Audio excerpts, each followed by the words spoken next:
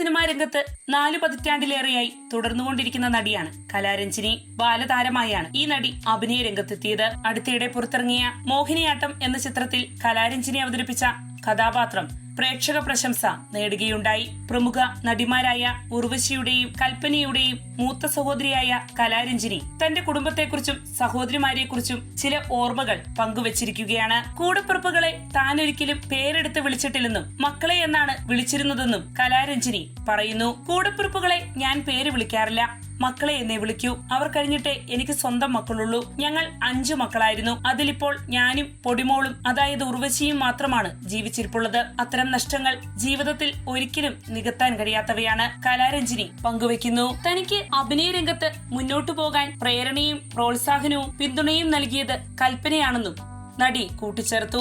അപ്രതീക്ഷിതമായി കൽപ്പന വിട പറഞ്ഞപ്പോൾ തനിക്കത് താങ്ങാനാവുന്നതിലും അപ്പുറമായിരുന്നുവെന്നും കലാരഞ്ജിനി പറയുന്നു.